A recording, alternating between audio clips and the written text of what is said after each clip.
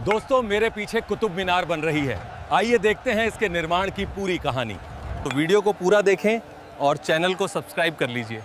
आसमान से एक विहंगम दृश्य जो पुरानी दिल्ली के मेहरौली इलाके की तरफ धीरे धीरे बढ़ रहा है। पृष्ठभूमि में एक धीमी रहस्यमयी सूफी धुन और रबाब की आवाज बज रही है। शाम का समय है और ढलते सूरज की सुनहरी किरणें एक गगनचुंबी इमारत पर पड़ रही हैं। दिल्ली एक ऐसा शहर जो सदियों से साम्राज्यों के उत्थान पतन और उनकी राख से नए साम्राज्यों के जन्म का मूक गवाह रहा है। इस शहर की मिट्टी में न जाने कितने ही राज, कितनी ही जंगें और कितनी ही दास्तानें दफन हैं। लेकिन मेहरौली के आसमान को चीरती हुई लाल बलुआ पत्थर से बनी एक गगनचुंबी इमारत आज भी पूरे गर्व से खड़ी है, कुतुब मीनार। 73 मीटर ऊंची इस मीनार को देखकर हर किसी के मन में यह सवाल उठता है कि आखिर 12वीं सदी में जब कोई आधुनिक यंत्र या वास्तुकला का वजूद नहीं था, तब इतनी विशाल, अलंकृत और भव्य मीनार कैसे बनाई गई होगी। यह सिर्फ ईंट और पत्थरों का ढांचा नहीं है, यह एक कहानी है सत्ता की, विजय की, मजहब की और दो बिल्कुल अलग अलग संस्कृतियों के ऐतिहासिक मिलाप की। आइए समय के पहिए को पीछे घुमाते हैं और चलते हैं 12वीं शताब्दी के भारत में। दृश्य धुंधला होता है और युद्ध के मैदान का दृश्य उभरता है। घोड़ों की टाप, हाथियों की चिंगाड़ और तलवारों के टकराने की कान फोड़ू आवाजें। साल था 1192। जगह थी तरावड़ी, जिसे इतिहास में तराइन के नाम से जाना गया। तराइन के दूसरे युद्ध में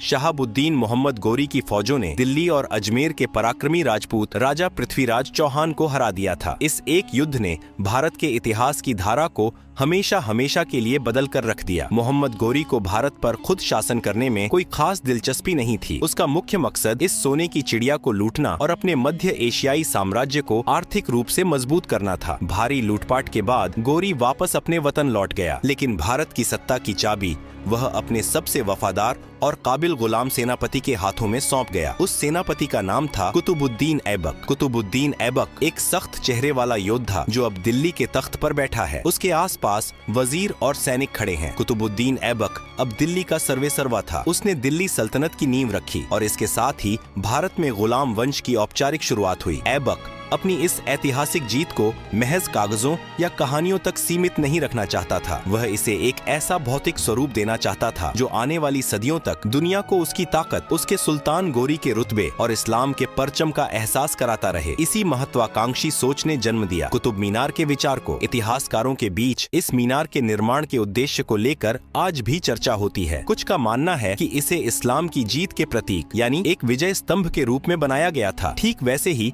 जैसे अफगानिस्तान में जाम की मीनार थी। वहीं कुछ विशेषज्ञों का कहना है कि इसका मुख्य उद्देश्य बिल्कुल व्यावहारिक था। पास ही बन रही कुव्वतुल इस्लाम मस्जिद से मुअज्जिन द्वारा अजान देने के लिए एक ऊंची जगह का निर्माण करना। इसके नामकरण के पीछे भी दो अलग अलग तर्क मौजूद हैं। या तो इसका नाम खुद कुतुबुद्दीन ऐबक के नाम पर कुतुब मीनार रखा गया, या फिर उस समय के बेहद मशहूर और पूजनीय सूफी संत ख्वाजा कुतुबुद्दीन बख्तियार काकी की याद में इसे यह नाम दिया गया। मेहरौली का निर्माण स्थल। सैकड़ों मजदूर मिट्टी खोद रहे हैं, पत्थर तोड़ रहे हैं, ऊंटों और हाथियों पर लाद कर बड़े बड़े पत्थर लाए जा रहे हैं। साल 1199 मेहरौली के लाल कोट किले के पास, जिसे कभी तोमर राजपूतों और पृथ्वीराज चौहान ने बनवाया था, एक विशालकाय इमारत की नींव खोदी जाने लगी। लेकिन एक नई और गगनचुंबी इमारत खड़ी करने के लिए भारी मात्रा में नक्काशीदार पत्थरों और मजबूत सामग्री की जरूरत थी। इतनी जल्दी नए पत्थर खदानों से निकालकर तराशना मुमकिन नहीं था। इतिहास के पन्नों में और खुद कुतुब मीनार के परिसर में लगे शिलालेखों पर यह कड़वा सच साफ साफ दर्ज है कि ऐबक के आदेश पर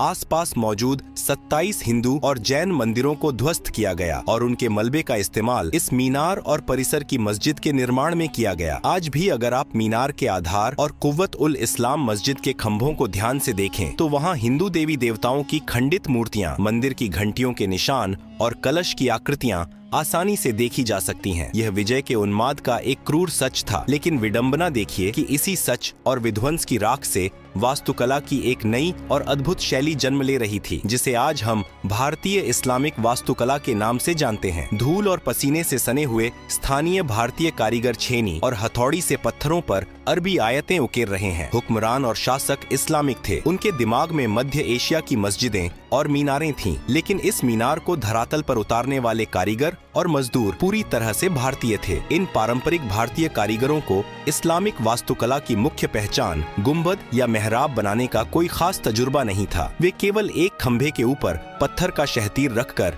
इमारतें बनाना जानते थे। जब इस्लामिक वास्तुकारों ने उन्हें अरबी और फारसी में कुरान की आयतें पत्थरों पर उकेरने का हुक्म दिया तो उन भारतीय कारीगरों ने अपने ही पारंपरिक अंदाज में उन आयतों को तराशा। उन्होंने अरबी सुलेख के साथ साथ फूल पत्तियों, कमल और बेल बूटों की ऐसी बारीक नक्काशी बनाई जो पूरी तरह से भारतीय परंपरा का हिस्सा थी। एक तरह से पत्थर पर दो संस्कृतियां आपस में बात कर रही थीं। लाल और हल्के पीले रंग के बलुआ पत्थर के भारी भरकम टुकड़ों को जोड़कर एक अत्यंत मजबूत और विशाल आधार तैयार किया गया। मीनार के बिल्कुल निचले हिस्से का व्यास लगभग 47 हाथ रखा गया। मीनार का वजन और हवा का दबाव सहने के लिए इसे ऊपर की तरफ संकरा बनाया जाना था। पहली मंजिल का निर्माण कार्य पूरा होता हुआ विशाल छज्जों को मधुमक्खी के छत्ते जैसी शैली से सहारा दिया गया है। महीनों और फिर सालों की दिन रात की मेहनत के बाद लाल बलुआ पत्थरों से बनी एक विशाल और बेमिसाल मंजिल बनकर तैयार हो गई। इस पहली मंजिल की वास्तुकला अपने आप में एक अजूबा थी। इसमें बाहर की तरफ बारी बारी से कोणीय और गोलाकार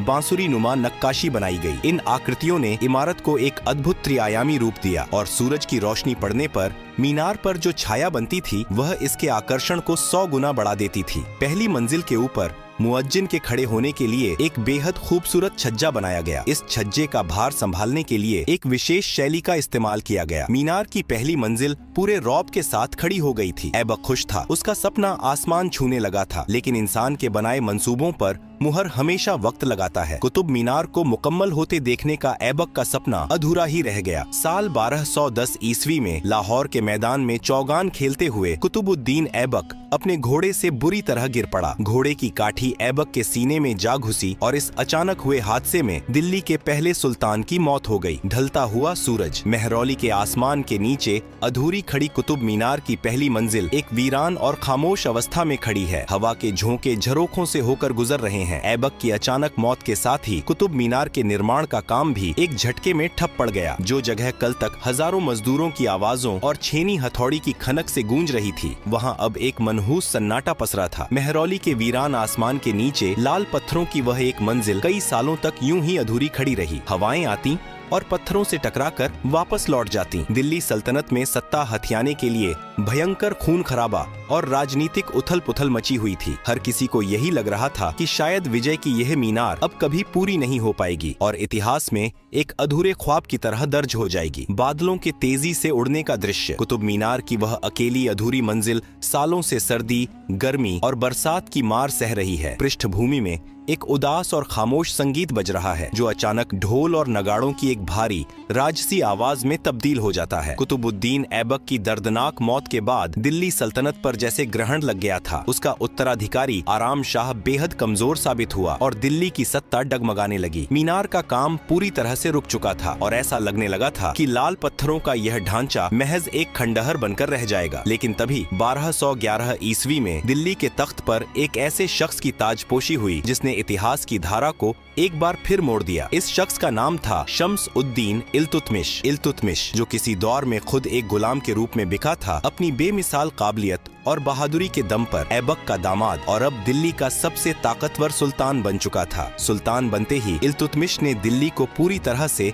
अपनी राजधानी के रूप में स्थापित किया। जब उसकी नजर मेहरौली के आसमान को ताकती उस अधूरी इमारत पर पड़ी तो उसने फैसला किया कि उसके ससुर और आका का यह ख्वाब अधूरा नहीं रहेगा। सुल्तान इल्तुतमिश शाही लिबास में अपने फारसी वास्तुकारों और भारतीय कारीगरों के साथ कुतुब परिसर का मुआयना कर रहा है। वह मीनार के शिखर की तरफ हाथ से इशारा करता और काम दोबारा शुरू करने का फरमान जारी करता है। इल्तुतमिश केवल उस मीनार को पूरा ही नहीं करना चाहता था, बल्कि वह उसे उन बुलंदियों तक ले जाना चाहता था जिसकी कल्पना शायद ऐबक ने भी नहीं की थी। लेकिन एक अधूरी इमारत पर आगे का निर्माण करना कोई आसान काम नहीं था। 13वीं सदी की शुरुआत का वह दौर जब न कोई आधुनिक मशीन थी और न ही कोई यंत्र। ऐसे में सैकड़ों हाथ ऊपर कई टन वजनी पत्थरों को पहुंचाना अपने आप में एक चमत्कार से कम नहीं था। निर्माण स्थल पर मजदूर बांस और लकड़ी के विशाल ढांचे तैयार कर रहे हैं। हाथी और खच्चर रस्सियों के सहारे बड़े बड़े चक्कों से भारी पत्थरों को ऊपर खींच रहे हैं। उस दौर के वास्तुकारों ने एक कमाल की तरकीब निकाली। मीनार के चारों तरफ मिट्टी और ईंटों का एक बहुत लंबा और घुमावदार रास्ता बनाया गया। हाथियों और बैलों की मदद से मोटे रस्सों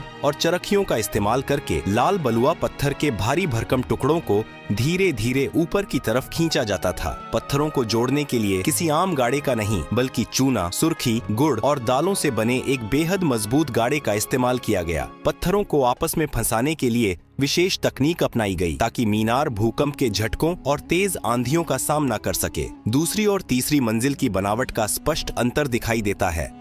ऐबक ने जो पहली मंजिल बनाई थी उसमें कोणीय और गोलाकार दोनों तरह की बांसुरी नुमा नक्काशी थी, लेकिन इल्तुतमिश के वास्तुकारों ने इसमें एक लयबद्ध बदलाव किया। इल्तुतमिश द्वारा बनवाई गई दूसरी मंजिल में केवल गोलाकार नक्काशी रखी गई जो देखने में बेहद चिकनी और सौम्य लगती थी। इसके ठीक ऊपर तीसरी मंजिल में केवल कोणीय यानी तिकोनी नक्काशी बनाई गई। यह ज्यामिति का एक ऐसा अचूक खेल था जिसने इस इमारत के सौंदर्य को चरम पर पहुंचा दिया। इन मंजिलों को अलग करने के लिए जो छज्जे बनाए गए वे वास्तुकला की एक अलग ही दास्तान सुनाते हैं। इन छज्जों को सहारा देने वाली नक्काशी को भारतीय कारीगरों ने इतनी बारीकी से तराशा था कि नीचे से देखने पर वे किसी खिले हुए कमल या मधुमक्खी के छत्ते जैसे लगते थे। मीनार के अंदर संकरी, घुमावदार और अंधेरी सीढ़ियों का दृश्य। दीवारों पर छोटी छोटी खिड़कियां बनी हैं, जिनसे सूरज की किरणें अंदर आ रही हैं। कुतुब मीनार केवल बाहर से ही भव्य नहीं थी, इसकी आंतरिक संरचना भी बहुत भव्य थी। इतिहास की किताबों के पन्ने शायद धूल खाकर धुंधले पड़ जाएं, लेकिन दिल्ली की सरजमीन पर खड़ी यह आसमानी मीनार आज भी अपनी दास्तान पूरी बुलंदी के साथ सुना रही है। यह महज ईंट और गारे का कोई बेजान ढांचा नहीं, बल्कि भारत के बदलते दौर, सुल्तान के उत्थान पतन और कुदरत के थपेड़ों की एक मूक गवाह है। वक्त की बेरहम गर्दिश ने